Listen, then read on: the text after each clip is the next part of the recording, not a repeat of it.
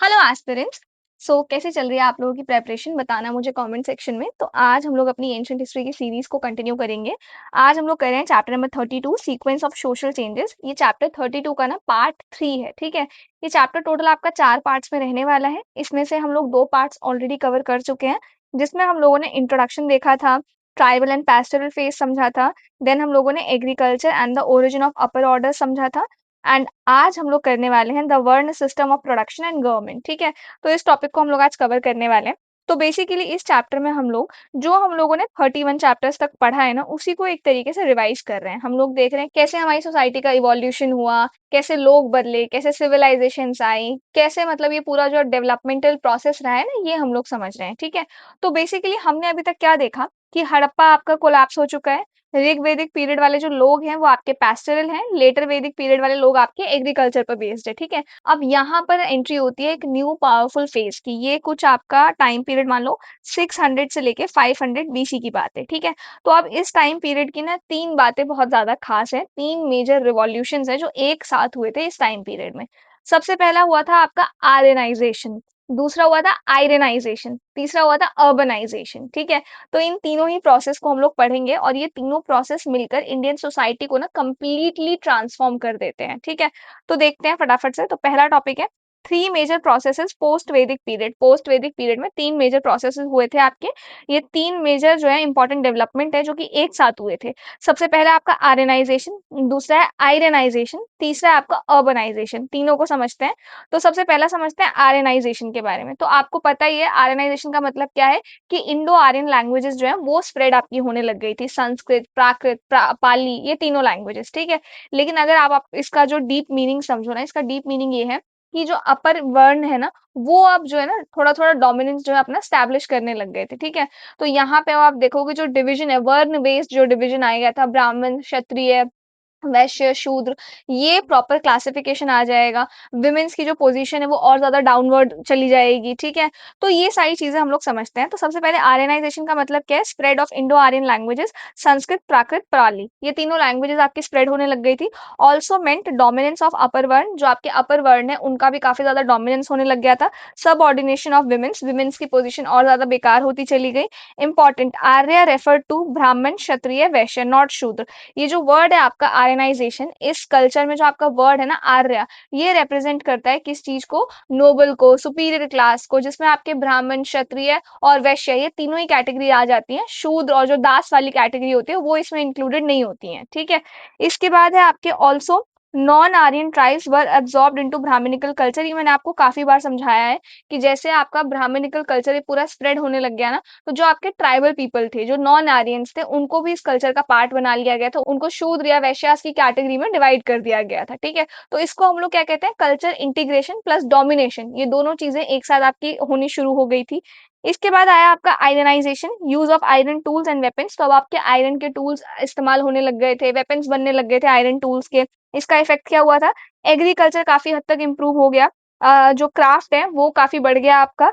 Expansion of settlement, जो आपके settlements हैं वो आपके और ज्यादा एक्सपैंड होने लग गए। क्यों? क्योंकि लोग जंगल वगैरह काटने लग गए, बस्ती बसने लग गई वहां पे पूरी, एग्रीकल्चर वहां पे स्टैब्लिश हो गया। तो इस वजह से ये जो पूरा चेंज है ना, ये किस लिए आया?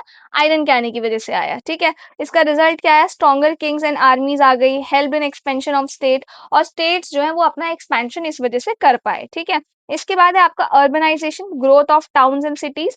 टाउन और सिटीज का डेवलपमेंट इस फेज में होने लग गया था। बेनिफिटेड ट्रेडर्स, आर्टिसंस, इन लोगों को काफी ज्यादा बेनिफिट पहुंचा इस चीज से। Also increase state revenue, state का रेवेन्यू भी बढ़ने लग गया, क्योंकि लोग जो है ना अब मल्टीपल ऑक्यूपेशंस में इन्वॉल्व है, मल्टीपल चीजें एक साथ कर रहे हैं, और वो चीजें एक्सपोर्ट भी कर रहे हैं, यहाँ से भेज भी रहे हैं, ठीक है। तो उससे प्रॉफिट किसको हो रहा है? स्टेट को हो रहा है। स्टेट टैक्स वगैरह कलेक्ट कर रहे हैं इस वजह से, ठीक है। इसके बाद है आपका change in society, big shift. अब आपका सोसाइटी भी पूरे तरीके से बदल गई है।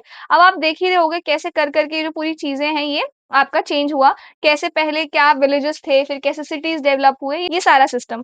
तो पहले जो आपका अर्लियर वैदिक सोसाइटी थी वो इगैलिटेरियन थी, ज्यादातर आपकी इक्वल सोसाइटी थी। अब जो है वो बिकेम कास्ट बेस्ड, वर्ण बेस्ड। वर्ण बेस्ड ये पता ही है, डिस्क्रिमिनेशन अब आपका स्टार्ट हो जाएगा। ये कुछ आपका 5th सेंचुरी बीसी की बात है।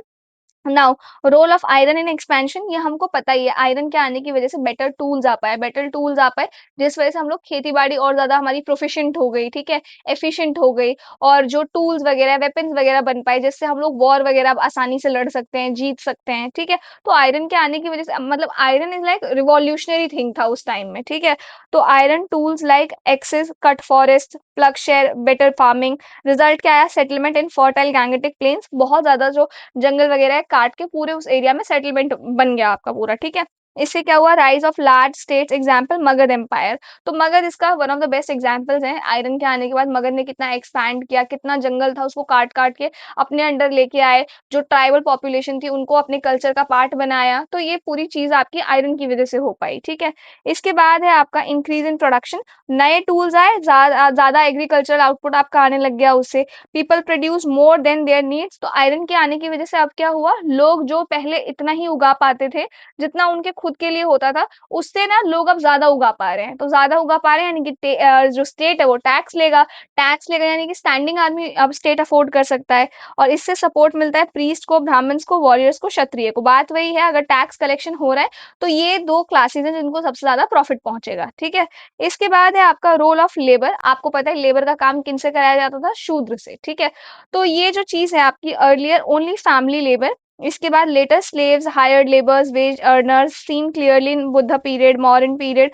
अर्थशास्त्र इसका बेस्ट एग्जांपल है जो ये चीज बताता है। तो पहले क्या होता था, अगर एक परिवार है, मेरा काम है, मैं ही कर रही हूँ, चाहे कोई हमने एक लीडर भी चूज कर रखा है ना, उसका भी काम मैं अपनी मर्जी से कर रही हूँ, वो फोर्सफुली नहीं करवा रहा है मेरे से, ठीक है। लेकिन बाद में जाके ये जो स्लेव्स एक पूरी कैटेगरी बन जाएगी, जो आपके शूद्र क्लास के लोग हैं, उनसे स्लेवरी का काम ज्यादातर कराया जाता था। और इसका एग्जाम्पल है, इसका जिक्र भी कर रखा है मॉडर्न पीरियड में, जो एक अर्थशास्त्र बुक है उसमें लिखा गया है, ठीक है। आपको मुझे कमेंट सेक्शन में बताना है कि ये जो बुक है अर्थशास्त्र, ये किसने लिखा था, ठीक है, उनका नाम मुझे कमेंट सेक्शन में आप बताओगे। इसके बाद है production system, main producers peasants थे, आर्टिसंस थे, लेबर्स थे, they produce surplus which was collected by king and priest, ठीक है। तो यही लोग थे जो आपके उगाते थे, मतलब इकोनॉमी को ना यही लोग चला रहे हैं, यही लोग मेन टैक्स पेयर हैं, ठीक है। इसके बाद है आपका राइज ऑफ टैक्स सिस्टम। तो आपको पता ही है, क्योंकि अब सरप्लस प्रोडक्शन हो रहा है, ठीक है, हमारा जो राज्य है वो भी एक्सपैंड कर रहा है, तो इस वजह से एक रेगुलर टैक्स सिस्टम की जरूरत है हमें, ठीक है। तो now regular tax collection start हो गया था, किंग अपॉइंटेड टैक्स कलेक्टर्स को किंग ने अपॉइंट कर दिया था, जिनका काम ही था सिर्फ और सिर्फ टैक्स कलेक्ट करना। Also people were taught to obey king, to pay taxes, to give gift to priest. तो लोगों को ये सिखाया गया था कि आप ना किंग की रक्षा करो। आपको पता है कैसे ये जो ब्रेन वॉश लोगों का किया गया था कि किंग ही हमारे भगवान है, हमारे देवता है, आपको उनकी बात सुननी चाहिए, आपको उनको टैक्स देना चाहिए, अगर नहीं दोगे तो सबसे बड़ा पाप आप कर रहे हो। इस तरीके का पूरा जो मिथ है ना, वो लोगों के अंदर डाल दिया गया था, ठीक है। तो इस वजह से लोग जो गिफ्ट वगैरह भी प्रीस्ट को, किंग को देते थे काफी ज्यादा, ठीक है। इसके बाद है आपका पर्पस ऑफ वर्ण सिस्टम स्टैब्लिश किया गया, क्यों किया गया, ताकि एक सोशल ऑर्डर मेंटेन रहे, टैक्स कलेक्शन जो सिस्टम है उसको जस्टिफाई किया जा सके और कंट्रोल किया जा सके सोसाइटी को, ताकि ये दिखाया जा सके हम अपर क्लास के लोग हैं, आपको हमारी बात सुननी ही पड़ेगी, ठीक है। तो वो अथॉरिटी स्टैब्लिश करने के लिए ये जो पूरा वर्ण सिस्टम है इसको लाया गया, ठीक है। इसके बाद स्ट्रक्चर कैसा था वर्ण सिस्टम का, तो चार वर्ण है, ब्राह्मण जो प्रीस्ट है, क्षत्रिय रूलर्स और जो वॉरियर्स हैं वो क्षत्रिय क्लैन से हैं, वैश्यास जो पीजेंट ट्रेडर्स हैं वो वैश्यास हैं, और शूद्र जो आपके सर्वेंट्स हैं वो, ठीक है। इसके बाद है आपका राइट्स एंड रेस्ट्रिक्शंस। तो ट्वाइस बॉर्न द्विजा, ब्राह्मण क्षत्रिय वैश्या, ये कॉन्सेप्ट है ट्वाइस बॉर्न, समझो। ब्राह्मण और क्षत्रिय प्लस वैश्या जो है ना, ये इनको ना एक सेग्रेट थ्रेड, जिनको हम लोग जनेऊ कहते हैं, आपको पता होगा, नहीं पता तो गूगल पे एक बार सर्च करना, जो एक बहुत सेग्रेट थ्रेड होता है ना, वो पहले ब्राह्मण्स पहनते थे। तो ब्राह्मण, क्षत्रिय और वैश्य, आज भी हमारी कम्युनिटी में कई सारे ब्राह्मण्स हैं जो जनेऊ पहनते हैं। तो जनेऊ जो था वो आपका सिर्फ ब्राह्मण, क्षत्रिय और वैश्य पहन सकते हैं, ये सेग्रेट थ्रेड माना जाता था। ट्वाइस बॉर्न इसलिए बोला गया कि इस दिन से ना आप ब्राह्मण बन गए हो, जिस दिन से आपने वो जनेऊ पहना है, आप क्षत्रिय बन गए हो, आप वैश्य बन गए हो, इस तरीके से, मतलब आप एक बार तो एज ए ह्यूमन आप बॉर्न हुए हो, ठीक है, दूसरी बार ये जो आपने सेग्रेट थ्रेड पहन लिया, यानी कि अब आप वर्ण सिस्टम का पार्ट बन गए हो, तो इस वजह से ऐसा माना जाता था। तो इसमें शूद्र और विमेन को एक्सक्लूड किया जाता था, सिर्फ आपके ब्राह्मण, क्षत्रिय और वैश्य को ही ये पहनने का अधिकार था, ठीक है। ये प्रॉपर एक सेरेमनी होती थी, जैसे वेडिंग सेरेमनी होती है ना, वैसे प्रॉपर एक सेरेमनी होती है जिसमें बच्चे को वो पहनाया जाता है सिगरेट थ्रेड, ठीक है। एक पर्टिकुलर कुछ एज लिमिट ही होती थी, 10 साल से नीचे वाले बच्चों का जनेऊ कराना है या 14 साल से नीचे वाले बच्चों का जनेऊ कराना है, इस तरीके से, ठीक है? तो वही है अलाउड वैदिक एजुकेशन, इनको वैदिक एजुकेशन अलाउड है, इनको सेक्रेड थ्रेड सेरेमनी मतलब सेक्रेड थ्रेड सेरेमनी होगी पूरी, जैसे मैंने आपको बताया। शूद्र एंड वुमेन इनके पास कोई वैदिक राइट्स नहीं है, ड्यूटी सर्व अपर वर्ण, इनका सिर्फ काम है, अब वुमेन्स का काम है अपने घर के जितने भी हैं, उनको सर्व करना और शूद्र का काम है कि अपने से ऊपर वर्ण को सर्व करना, ठीक है? नाउ सोशल इनइक्वालिटी, अब जब से आपका वर्ण सिस्टम आ गया सोसाइटी में एक इनइक्वालिटी आ गई, ठीक है? कैसे? तो सोसाइटी आपकी हिरार्कियल सोसाइटी बन गई, अनइक्वल। टॉप पे Brahmin, then Kshatriya, then Vaishya, then Shudra, तो ये ऑर्डर आ गया आपका। Key idea, less physical work, higher purity, more labour, lower status. तो जितने नीचे आप हिरार्की में जितने नीचे हो उतना ज्यादा काम आपको करना पड़ेगा, उतने ज्यादा इम्प्योर आप माने जाओगे, ठीक है? तो वही बात है, अगर सेम क्राइम है कोई एक ब्राह्मण ने और एक शूद्र ने कमिट कर दिया तो ब्राह्मण को तो कई बार पनिशमेंट भी नहीं मिलती थी क्योंकि वो अपर रैंक पे आते हैं, ठीक है, हायरार्की में। लेकिन शूद्र को बहुत सीवियर से सीवियर पनिशमेंट मिलती थी, भले ही उसने कोई छोटा-मोटा क्राइम किया हो उसके बदले भी, ठीक है? तो ये था, इसका रिजल्ट क्या है, धीरे-धीरे करके अनटचेबिलिटी जैसी चीज़ें जो है वो आने लग गई। ये बहुत निचली कास्ट के लोग हैं, इनका काम ये है, इन काम के बेसिस पे ये चीज़ें आने लग गई, ठीक है? तो हम इनको छू नहीं सकते हैं, इस तरीके की चीज़ें। इसके बाद है आपका रोल ऑफ वैश्यास, तो वैश्यास आपको पता ही है फार्मर्स, हर्डर्स, ट्रेडर्स, ये जो काम थे वो वैश्यास किया करते थे, ठीक है? Most important main tax payer जो किसी भी इकोनॉमी में जो टैक्स भरने का काम कर रहे हैं, वो कौन कर रहे हैं? वैश्यास कर रहे हैं। ये इनको ब्राह्मण्स और क्षत्रिय भी काफ़ी ज़्यादा सपोर्ट करते थे and they supported Brahmans and Kshatriya, again वही टैक्स वगैरह पे कर रहे हैं, वर्ण सिस्टम को इन्होंने एक्सेप्ट कर लिया है, अच्छा खासा इनकम ये लोग भी जनरेट कर रहे हैं, ठीक है? इसके बाद है आपका इकोनॉमिक प्रिविलेजेस इनइक्वालिटी। अब देखो, interest rates differed, Brahmins 2% interest, Kshatriya 3%, Vaishya 4%, शूद्र 5%, शोज इकोनॉमिक डिस्क्रिमिनेशन। तो ये आपको बता रहा है कि अगर आप लोन लेते हो और आप हिरार्की में किस रैंक पे हो उसके हिसाब से आपका इंटरेस्ट रेट डिसाइड होगा। तो अगर आप ब्राह्मण और आपने लोन ले रखा है तो सबसे कम इंटरेस्ट आपको भरना पड़ेगा 2%, क्षत्रिय हो तो 3%, वैश्य हो तो 4%, शूद्र हो तो 5%। तो ये क्लियरली एक डिस्क्रिमिनेशन जो है वो दिखाता है, ठीक है? इसके बाद है आपका रिलेशन बिटवीन ब्राह्मण एंड क्षत्रिय, तो कभी कभार इन लोगों के बीच में आपस में कॉन्फ्लिक्ट भी रहता था कि हिरार्की में हम नंबर वन है, हम नंबर वन है, ऐसा करके। Sometimes conflict over wealth sharing, की किसकी सबसे ज्यादा वेल्थ है इसके ऊपर भी है, बट मोस्टली कॉपरेटेड, ज्यादातर कॉपरेट कर लेते थे। Why? Both dependent on taxes from producers. Important idea, Brahman Kshatriya alliance power. देखो बात ये है, हिरार्की है एक यहाँ पे, ठीक है? तो इस पे टॉप पे 1 और 2 के बीच में लड़ाई रहती थी, ब्राह्मण और क्षत्रिय के बीच में, कि नहीं हम ज्यादा अमीर है, हम ज्यादा अमीर है। लेकिन at the end of the day ये लोग कॉपरेट कर लेते थे क्योंकि इनको भी पता है कि सोसाइटी में जो मेन टैक्स भरने का जो काम है वो ये लोग नहीं कर रहे हैं, कौन कर रहे हैं? वैश्यास कर रहे हैं। समझ में आया? तो इस वजह से ये लोग आपस में कॉपरेट करके थोड़ा मिला-जुला के रह लेते थे। इनको पता है अगर हम लोग अलायंस बना के रहेंगे तो ही हम पावरफुल रहेंगे। अदरवाइज़ अगर हम लोग भी आपस में लड़ेंगे तो जो हमसे नीचे की कास्ट के हैं शूद्र या वैश्यास, वो हमसे ऊपर आ सकते हैं इस कॉन्फ्लिक्ट का फ़ायदा उठा के।